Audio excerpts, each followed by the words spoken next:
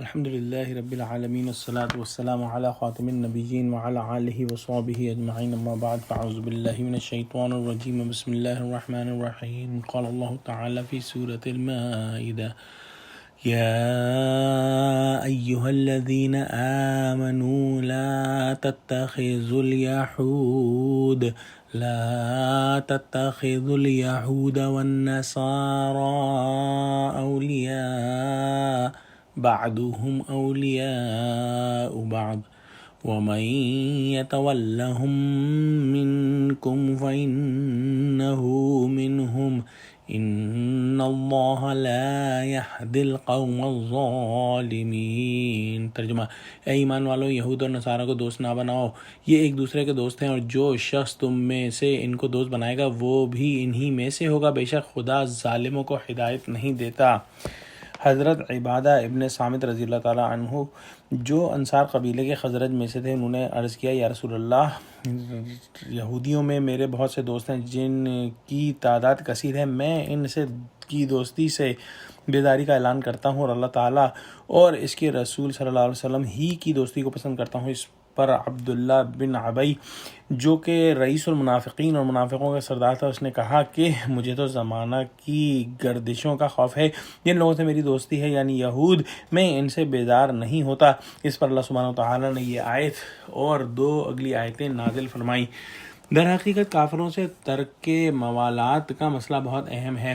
اپنے دین پر مضبوطی سے جمتے ہوئے سب انسانوں کے ساتھ خوش خلقی سے پیش آنا، ان کو کھانا پلانا اور حاجتیں پوری کر دینا، یہ اور بات ہے اور یہ اچھی بات ہے، لیکن کافروں کے ساتھ دلی دوستی کرنا جائز نہیں۔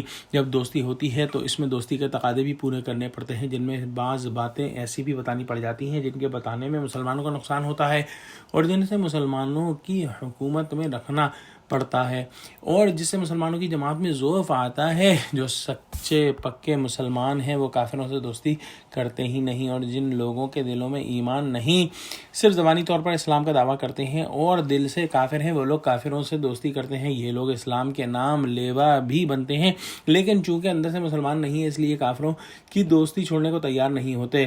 جیسے کہ رئیس المنافقین عبداللہ بن ابی کا ذکر آیا، انہیں یہ خوف بھی کھائے جاتا ہے کہ ممکن ہے کہ مسلمانوں کو غلبہ نہ ہو، اور اگر کھل کر مسلمان ہونے کا اعلان کر دیں گے تو کافروں سے جو دنیاوی فوائد وابستہ ہیں وہ سب ختم ہو جائیں گے۔ اگر قحط پڑ جائے یا کسی اور قسم کی تکلیف آ جائے یا کوئی اور گردش آ جائے تو کافروں سے بھی کوئی مدد نہ ملے گی۔ اس خیال خام میں مطلع ہو کر نہ سچے دل سے مومن ہوتے ہیں اور نہ کافروں سے بیداری کا اعلان کرنے کی ہمت رکھتے ہیں۔ زمانہ نبوت میں بھی ایسے لوگ تھے جن کا سردار عبداللہ بن ابی تھا، اور اس کا قول اوپر نقل ہوا۔ آج کل بھی ایسے لوگ پائے جاتے ہیں جو مسلمانوں سے بھی مل کر رہتے ہیں اور کافروں سے بھی تعلق رکھتے ہیں، کافروں کے لیے جاسوسی کرتے ہیں اور مسلمانوں کے اندرونی حالات انہیں بتاتے ہیں، اور خفیہ آلات کے ذریعے دشمنان اسلام کو مسلمانوں کے مشوروں، ان کی طاقت اور ان کی فوج وغیرہ کی خبریں پہنچاتے رہتے ہیں۔ چونکہ یہ لوگ خالص دنیا دار ہوتے ہیں، اس لیے نہ اپنی آخرت کے لیے سوچتے ہیں، نہ مسلمانوں کی بھلائی کے لیے فکر کرتے ہیں، صرف اپنی دنیا بناتے ہیں اور اپنے دلوں میں کہتے ہیں کہ ہمیں مسلمان کیا نفع پہنچائیں گے۔ آڑے وقت اور نازک حالات میں یہود و نصارہ سے ہی پناہ مل سکتی ہے۔ اللہ سبحانہ وتعالیٰ نے فرمایا کہ یہود و نصارہ کو دوست نہ بناؤ، آپس میں یہ لوگ ایک دوسرے کے دوست ہیں، جو شخص ان کی دوستی کرے گا وہ انہی میں سے ہوگا۔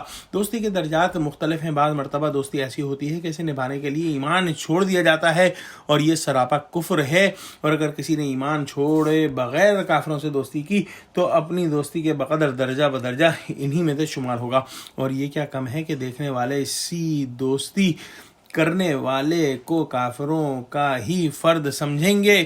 بلا شبہ اللہ سبحانہ وتعالی ظالم لوگوں کو ہدایت نہیں دیتا۔ کافروں سے دوستی کرنا اپنے اوپر اور اپنے تمام دوسرے مسلمانوں پر ظلم ہے، اور یہ ظلم کرنے والے اپنے خیال میں ہوشیار بن کر رہتے ہیں اور راہ ہدایت سے منہ موڑتے ہیں۔ انہیں ہدایت مطلوب ہی نہیں، اللہ سبحانہ وتعالیٰ انہیں ہدایت نہیں دے گا۔ حضور صلی اللہ علیہ وسلم اور صحابہ کرام نے کافروں کو صدق دل سے حق کی اور ایمان کی دعوت دی، اور یہ ہر مسلمان کو کرنا چاہیے کہ اگر کسی مسلمان کا غیر مسلموں سے سابقہ ہے، یہود و نصارہ سے سابقہ ہے، تو ان کو صدق دل سے سچائی اور حق کی طرف بلائے اور اس طرح سے ان کی خیر خواہی کرے۔